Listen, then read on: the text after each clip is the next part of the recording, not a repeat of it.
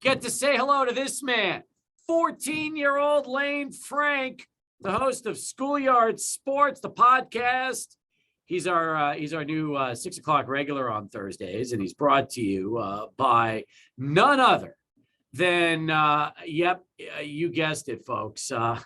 It's so funny. We talk about sponsorships. It wouldn't be possible without River Oaks Properties. They're making it happen. They're bringing Lane to the show. Lane looks like I don't know where he is right now. He's by a window. I'm a little confused on this. Last week he had the backdrop. He had the Schoolyard Sports thing going. Today I think he's in his bedroom. Where are you right now? We're in a hotel room right now, but Okay. I decided to get back in studio with you next week, Steve. Appreciate that, man. Thanks. So you're doing this from a hotel room. All Yep. right. Yep. That's very cool. How was the vacation in New York? Was it nice? Awesome.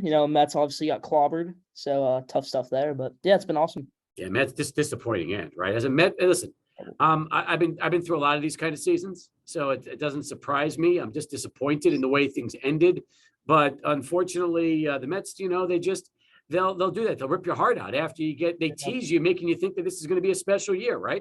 It's a tough thing about all the highs this season, like the no-hitter in May. That seems like such a long time ago now. It seems like 2 seasons ago. But yeah, it's just tough stuff. Yeah, MLB season's too long.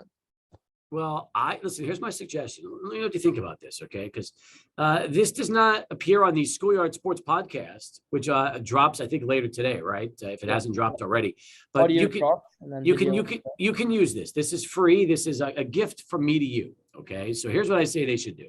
Number one, they need to expand the divisional playoff series from 5 to 7 because these best of 5, it's not right, and shrink the regular season from 162 down to 154. That way they can start it early, the playoffs, and they don't have to worry about going into November when they're going to be playing in snow in some of these venues. What are your thoughts? I like that a lot, 162, 154. But another interesting thing is start maybe March 23rd. It's not that cold out, March 23rd, something like that. End the season, say, mid-August, August 15th.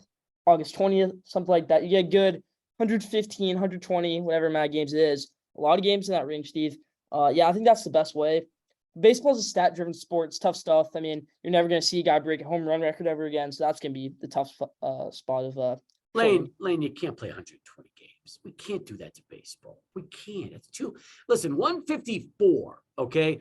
That's Babe Ruth played 154 games. And that was 100 years ago. So, I mean, to me, and when I bring up 154 to some of my colleagues who do baseball, they think I'm like, we're committing a crime. I'm like, you're trimming 8 games off the schedule. But at least this way we can extend the playoffs a little bit more because, remember, they've expanded the playoffs. But what they've done now is they've taken the divisional series, which is always a best of 7, and they're turning it into a best of 5, which makes it much tougher for these teams, especially take, for example, the Seattle Mariners almost twice, but they lose both games. Now all the Astros have to do is win one of the next 3 and it's over.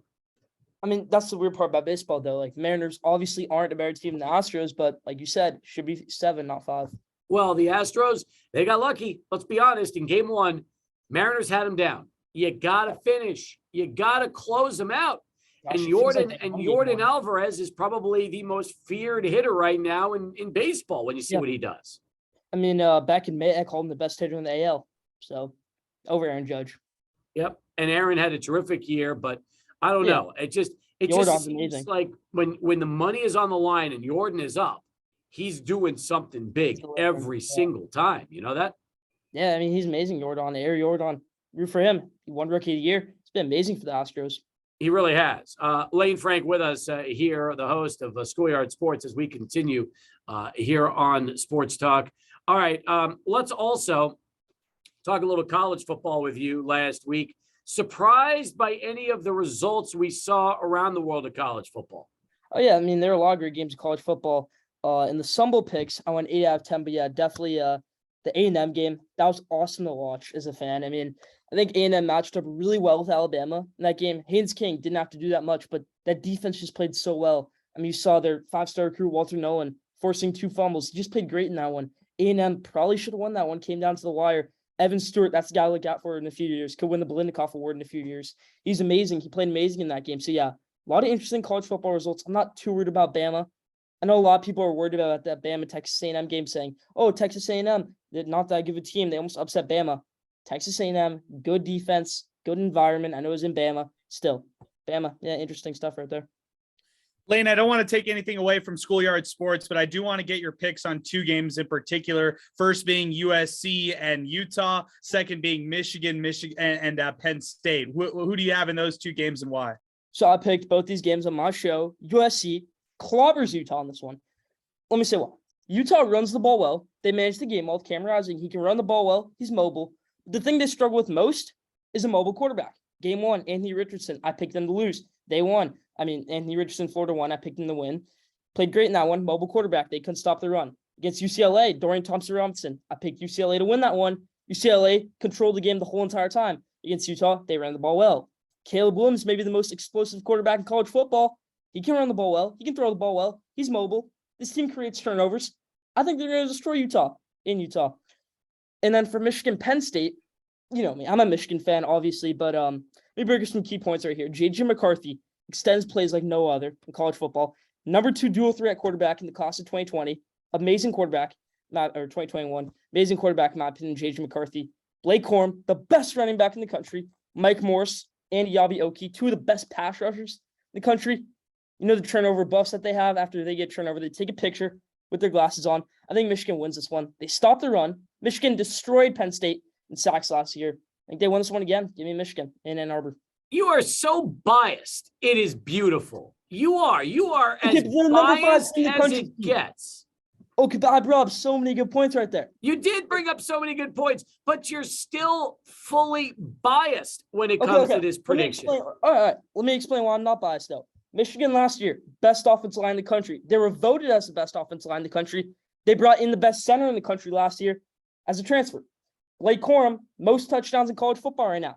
J.J. McCarthy, 300 yards last week. This defensive line, 7 sacks last week. This is a good team, Steve. You can't deny it. They got the best special teams in the country. Fair enough. Who's Michigan played so far this year? We played good teams. I'd say so. Non-conference schedule, who cares? Who cares about non-conference schedule? But Maryland, it's a good Maryland team. Talia Tagovailoa. Indiana, don't ever doubt Indiana. Connor Bazelak was throwing up some good passes there.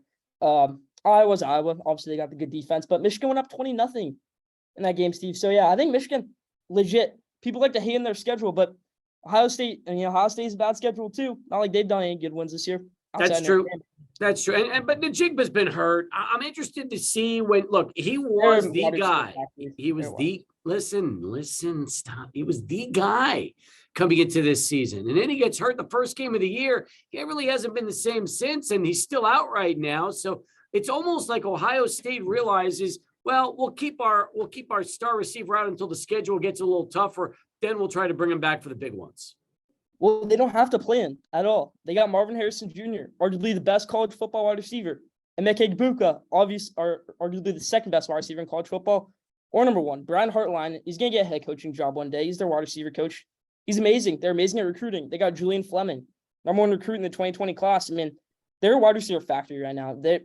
It's different when Ryan Day and Urban Meyer was more in the trenches. He wanted to win the game, run the football, offensive line, defensive line. Ryan Day's going for that big play. Lane Frank hosts Schoolyard Sports. He's with us here on Sports Talk as we continue. And I have been asked by your sponsor to remind our listeners that you are 14 years old. That is something that we have to continue to bring up. You've been doing this since you're 12. You're 14. You bring it every week. We love that. Give me your thoughts on the situation right now with Draymond Green avoiding a suspension. Should Draymond have been suspended for throwing that punch that was caught on video? We all saw it to Poole, in your opinion. What do you want me to say? Draymond Green went to Michigan State. Jerome Poole went to Michigan. Obviously, I hate Draymond. I love Jerome Poole, but it's basketball, I guess. Draymond Green, I don't think he deserves to be suspended. But then you look at the Bobby Portis situation in 2018. He got suspended 8 games for punching Nikola Mirotic. So, played fair. So as far as you're concerned, if you're going to be – now remember, here's the thing too. If the video wasn't out, nobody, unless you were at the practice, would have been able to really tell and convey just how devastating that punch really was. He lunged and drilled Poole right in the face and knocked him down. He actually got knocked out. Stephen A. said, he had a source that he said he was just knocked out, Jordan Poole. I mean, we're not doing boxing here. We're playing basketball. So, Draymond Green, yeah, definitely a fine's coming his way. All right. Also, if you were the NFL, would you suspend, and this is a tough one, Davante Adams for what he did to the photographer leaving the stadium after the game? It's a tough situation. All right. It's kind of stupid that he got the misdemeanor.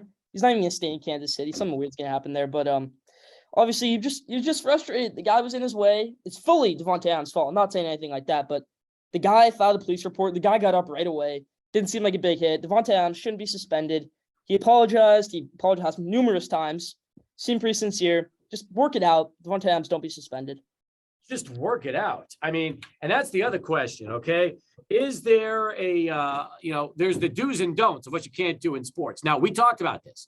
It looked like the photographer just happened to have his head down, walked right into his path, wasn't realizing it, but Adams shoved him. Now, the idea of filing an assault with the police is to me, it's a little extreme, but still, as far as you're concerned, Davante should not be suspended for this, Lane. I mean, it was terrible by Davante to hit him. The guy was just minding his business, walking away, but Davante was able to own up to it, apologize after the game, Twitter, post-game press conferences. How are you filing an assault report? I don't get it. All right, so as far as you're concerned, if you were the head of discipline for the NFL and the NBA, no suspensions for either Draymond or Davante, despite the acts that took place. Exactly. All right. I like that. That is Lane Frank giving us the lowdown. Are you ready to pick football games next? I am so ready to pick football games. We won last week. I'm winning again this week. You won 11 games last week, by the way. Oh, you beat Pinky. Yeah, we both did pretty well, but you did. 2-1 in the differences.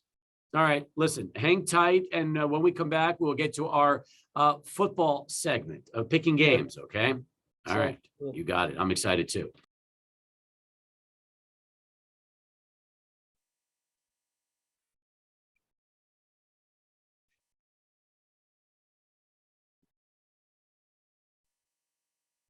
Would that help if I did that? Probably, so you guys could actually hear me now. That makes sense. Thank you, Adrian.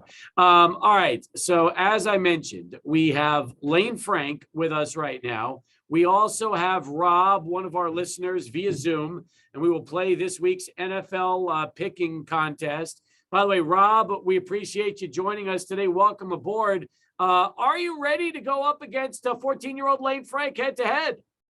Yeah, I am. I'm ready. I'm excited. Let's do it. Rob, by the way, Rob, what are your credentials? Besides being a loyal listener to this radio station and calling in from time to time, let me hear about your NFL credentials so we get an idea of what we're dealing with here. I would say a lifetime NFL fan, so probably since about 2000. And I grew up in a family of gamblers. So I've probably been gambling for about 10, 15 years. Well, I like that. Using all the tricks my dad and my brother passed down to me. That is phenomenal. Lane, you are going up against someone who is an experienced gambler in his family. Now, these are just straight up winners. We're not going up against a spread here, Rob. I hate to disappoint you, but that should probably make it easier for you, right? Because if you think about it, should it be easier picking straight up winners than it is against the spread? Yeah, for sure. But, by itself, yeah, but going against Lane, I have to beat him. So it's going to be difficult. Lane, are you afraid of Rob this week, given what he just told you about his background? I mean, him being an experienced gambler, that's tough, but we're picking straight up. Hopefully I can win. All right. That's good. I like that. Well, Lane, you've never really suffered from a lack of confidence when it comes to picking NFL games. Guess not, no. All right. That's good. All right, guys. By the way, Adrian, we have a great prize, don't we? We're carrying over the Relax gift card, the $50 gift certificate for axe throwing if we're able to get Rob able to beat Lane this week. Yeah, not only are we giving away some axe throwing sessions for this week's weekly pick'em contest, Steve, we're also going to give away a special prize for just the Thursday night game specifically. Winner take all Thursday night football. If the winner wins, if Rob wins, he gets 2 tickets to the El Paso Zoo Society's annual gala event that happens year after year. So Rob, you'll get a chance to win this one as well if you pick Thursday's game correctly. Awesome. Oh, that's good stuff, Rob. So you got to get started. Let's get it going, guys. Commanders and Bears starting up right now at Soldier Field as we speak. It's on Amazon Prime Video. Commanders are 1-4. They're 0-2 on the road. Bears are 2-3, but they are 2-0 at home. Rob, you are the guest this week, the celebrity listener guest. You get first shot at it. Who are we taking, Commanders or Bears? I'm gonna go Chicago at home. The Commanders have burned me all year. There's no logic behind this other than I can't bet on Washington. I can't take Washington to win a game on the road. Fair enough. Rob says yes on the Bears. What about you, Lane? I'm disagreeing with you on this one. Washington 1 win on the season against a good Jaguars team. Carson Wentz 6-0 in his career on Thursday Night Football. Commanders, Brian Robinson starting this one at running back. Commanders over the Bears. Wow. Already you guys are disagreeing. We're just getting started. I love this. That is what I'm talking about. That's what makes this segment so much fun. All right, let's go to the Sunday games. Here we go. A lot of 11 o'clock games. We'll begin with the Jets and Packers. Jets are 3-2, 2-0 on the road. Packers are 3-2, 2-1 at home. We started with Rob. Lane, your turn. Kick us off. Who's winning this one? Are the Jets staying hot, or are the Packers going to get back to it at Lambeau? I'd love to shout Jets, Jets, but Packers, they're so mad after losing my Giants last week. They're going to be pumped up. Aaron Rodgers, they match up well against this Jets team that runs the ball well, but Packers got a good defensive line. They're going to show it this week. Give me the Packers over the Jets. Packers, says Lane. What about you, Rob? I'm going to have to agree. I just saw the look in Aaron Rodgers' eyes after that loss. I wouldn't want to be a team that plays that guy after his team gets embarrassed. So I got Packers easy. Fair enough. By the way, the Packers are 7.5-point favorites at Lambeau for this one. Next up, 49ers and Falcons. Niners are 3-2, 1-2 on the road. Falcons are 2-3, 1-1 at home. It'll be in Atlanta at Mercedes-Benz Stadium. 49ers, 5.5-point road favorites. We just need the straight up winner, Rob. Who are we going with here? This would be a fairly easy pick, but San Francisco is really, really banged up right now, particularly on defense. I'm gonna have to go with San Francisco, but it could be a very, very close game. All right. Rob says San Francisco. Lane, it's your turn. Falcons are a really underrated team. Good running quarterback. Marcus Mariota can create some problems, but I'm agree with you on this one. San Francisco rolls. All right. San Francisco on the road. That takes us to game number 4. Pats and Browns in Cleveland at First Energy Stadium. Both teams are 2-3. Browns are 1-2 at home. Pats are 1-2 on the road. Lane, it's your turn. Preseason, I picked the Patriots to win this game over the Browns. Let's stick with it. I don't care who's quarterback. Bailey Zappi, Mac Jones, they still win this one. Jacoby Brissett struggling right now. They can run the ball well, the Patriots. The Patriots. Patriots, says Lane. What about you there, Rob? I've been a fan of Bailey Zappi since he torched UTEP here at the Sun Bowl. I've kind of had an eye out for him, but I think the Browns and the running game ends up being too much for New England. I got the Browns winning. I'm with you, by the way. I'm a Bailey Zappi fan, too, ever since those Houston Baptist days and what he did at Western Kentucky. So Lane says roll Zappi. Browns for Rob. All right. That takes us to our next game. Jags and Colts. Jags are 2-3, 1-2 on the road. Colts are 2-2, 2-1, 1-1 at home. It's at Lucas Oil Stadium in Indianapolis. Colts by 2. Straight up winner. Rob, who are we going with here? I think the gig is up on Jacksonville. I think they peaked a little early. They're regressing back to what we thought they were. I'm going to take the Colts at home. All right. What about you, Lane? Jags kind of let Damian Pierce run all over them last week. In the game they played earlier in the year, Jags and Colts didn't really run the ball that much. They're going to learn from their mistake in this one. They're going to win this one. They're going to run the ball a lot with John Taylor. I agree. Give me the Colts. All right. Both of you say Colts over the Jags. Here we go. We'll move along to the next 11 o'clock game.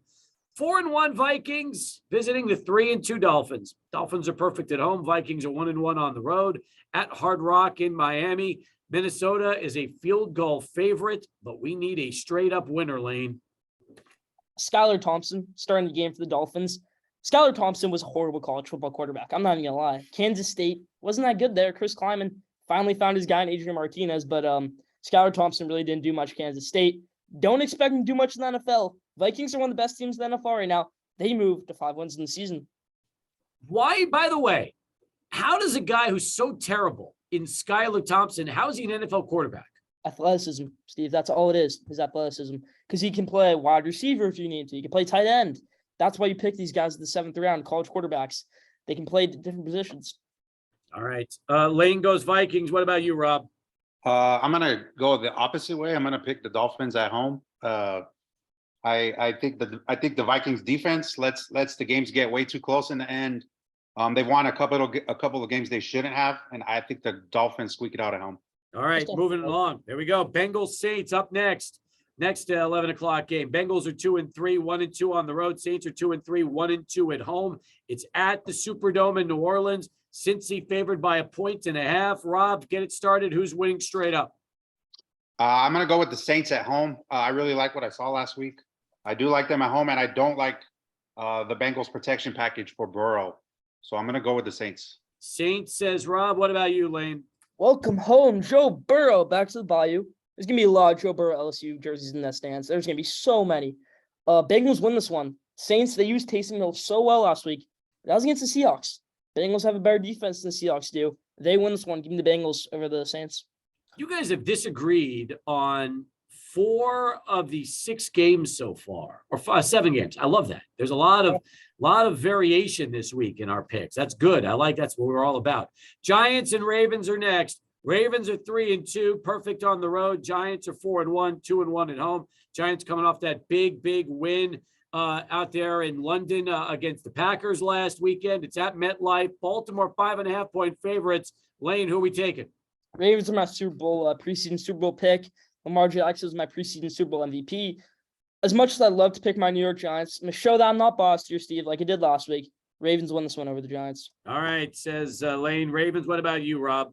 I'm gonna go the Ravens. I don't see them losing too many games this year that they are favored in. They're pretty consistent. I like their defense. There's nothing not to like about the Ravens right now. So going with the Ravens. Lane, are the Giants a fraud at 4-1? No, definitely not. This division is pretty easy to win. You're going to win a game against the Cowboys. You're going to win 2 games against the Commanders. That's pretty easy right there. You get a few games against the Texans, the Colts, Jaguars. They can win the division. Next up, Bucks and Steelers. Bucks are 3-2, perfect on the road. Steelers are 1-4, winless at home. It's going to be at Acrisure Stadium in Pittsburgh. Tampa Bay, 8-point road favorites as we get going here, Rob. I'm going to go with Tampa Bay. I think they get it done. I don't think Pittsburgh's very good. There's not much more to say on that one. All right, Lane. So on my podcast, Schoolyard Sports, I have a segment called Schoolyard Sports Scream, where I scream on somebody. And I screamed on Mike Tomlin last week because he threw Kenny Pickett into the fire. It was way too early to play Kenny Pickett. Their next 4 games, I said, were against the Bills, the Bucks, the Eagles, and the Cardinals. I said they're going to lose all 4 of those games. Bucks demolish the Steelers in this one. All right. Here we go. Now it's time for the late games. We have exactly 5 left. And there's some buys this week. Lions, Titans, Raiders, and Texans all on buys. Panthers and Rams. Panthers are 1-4, 0-1 on the road. Rams are 2-3, 1-2 at home. Lane, kick it off. This is the easiest one to pick of the day. It's Rams over Panthers. Panthers, PJ Walker at quarterback. Matt Rule, no longer there. Steve Wilkes coach this game. Rams, really mad right now. 2-3 in the season. I think they win this one by a lot. How about you, Rob? Yeah, the Rams have a bunch of starters out on their O-line, but I still think they find a way to win that game. So I'm going to go with the Rams. All right. Cards and Seahawks is next. This could be one of the more fun games of the weekend from Lumen Field in Seattle. Both teams are 2-3. Cards are 2-0 on the road. Seahawks are 1-1 at home. Arizona minus 2.5. Yet we're just going straight up here. So Rob, who are we taking? I like Arizona. I'm still not a believer in Geno Smith. He does have a high completion percentage, but it's a division game. It's going to be tight. And I think the Cardinals probably win this game by a field goal. All right. What about you, Lane? Yeah, I got the Cardinals win this one too. Geno Smith playing at MVP caliber level right now, but Cardinals are mad. They're sitting at 2-3 right now. I think they get to 3-3 in the season. They get a win. Kyler Murray plays well. Love this next game. Bills and Chiefs could be game of the year material for the NFL out there at Arrowhead in Kansas City. Buffalo 2.5-point favorites, even though they're 4-1 on the road, 2-1 away from home. Chiefs are 4-1 this season, 2-0 at home. I'm a little surprised Buffalo's getting the 2.5 points because we know that home team usually gets 3, which almost means that they like Buffalo 5.5 if there was on a neutral site. That being said, Lane, you get to start it off. Will Buffalo reign supreme, or will Patrick Mahomes have the last laugh? This is the first time in Mahomes' career he's an underdog at home. His 41 career starts at home before this. Never been an underdog. He is this time. I think Cowboys-Eagles has potential to be game of the year. Not this game right here. I think the Chiefs roll in this one, kind of like the Bills rolled over them last year. I think the Chiefs roll over them this year in the regular season. Bills crushed the regular season last year. Chiefs won this one in the regular season. Wow. All right. Lane says Chiefs. What about you, Rob? Mahomes is 7-0-1 against the spread as an underdog, but nobody stays undefeated forever. I'm going to go with Bills in a revenge spot to go to Arrowhead and win. All right. Good to see you guys start disagreeing again. I like it. What'd you say, Lane? I heard you mumbling under your breath. What were you saying there, Lane? Good stat. Good stat. Definitely good stat. All right. Good. Well, that's what wouldn't you expect? He comes from a family of degenerate gamblers. This is exactly what I would expect from Rob. He gives us these kind of numbers, you know. Awesome. That's exactly right. All right, here we go. We'll keep things moving right now, Rob. Since you're the hot man, Cowboys and Eagles is the night game. Philly 6.5-point favorites at home. They're 5-0, 2-0 at the Link. Cowboys 4-1. They've been hot with Cooper Rush. 2-0 on the road. Who are we taking here, Rob? I think the Cooper Rush show ends this week. Potentially, hopefully, Philly's O-line is healthy. But other than pass rush, I don't really see what Dallas does better than Philly. It's going to be at home, and I see a similar game how Philly spanked the Vikings. I think the Eagles will win with fair ease. All right. What about you, Lane? Birds rolling this one. Give me the Eagles. I think they win this one. It's going to be a great game. Cowboys have an awesome defense. Like you said, Rob, Cooper Rush show ends right here. Cooper Rush has not been good. I don't think he's passed for over 250 yards once this season, once in his career. The Eagles win this one over the Cowboys pretty handily. Thank you, Steve, for finally not bringing on a biased Cowboys fan. You're welcome. It's my pleasure, and I've worked on that for you. Although next week might be a little different for you. Your celebrity guest it'll be in our Lumingo studios with you, by the way. Okay. So he's very excited about going head to head with you next week. You have no idea how excited he is. He's so excited. He's actually here now, just scouting the competition. He's scouting you as we speak. Final game. It's a Monday night game. Broncos and Chargers from SoFi. Chargers are 3-2, 1-1 at home. Broncos are 2-3, 0-2 on the road. Chargers 4.5-point home favorites. Lane, you get first up here in our last game of the day. Broncos have been struggling. They struggle again. Broncos, I think their streak ends next week. I think they start getting rolling. Next week, if that doesn't happen, the wheels fall off. The Chargers win this one over the Broncos. All right. What about you, Rob? I would say over the last couple of years, the Broncos and Chargers, regardless of roster, have split. It's generally the game the Broncos win that the Chargers are favored in. There's no home field advantage at SoFi. It'll be 70% Broncos fans. Yeah. I would say it's going to be a 50-50 game just because of Denver's defense and sloppy offense. I'm going to lean Denver by field goal. I think the Broncos pull the upset. Wow, I love it. So, Rob, you and Lane are differing on 6 games this week. That is a large number, 6 games. I'm excited for both of you. We'll see how things go.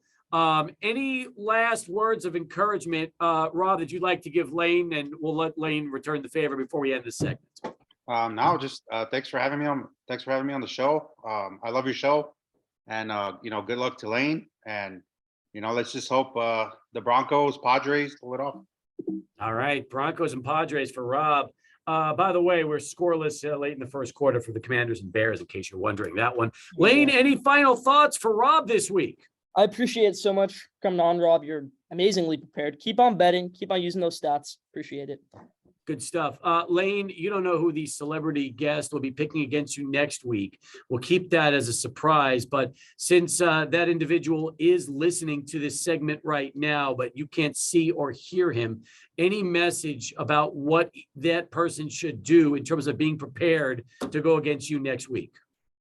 Come prepared like Rob did. Rob came prepared. I'm going to come prepared too. I like that. Short, sweet, and to the point. Good job, everybody. Way to go, Rob. Way to go, Lane. Enjoy yourself. And we'll look forward to seeing you back in El Paso next week. All right?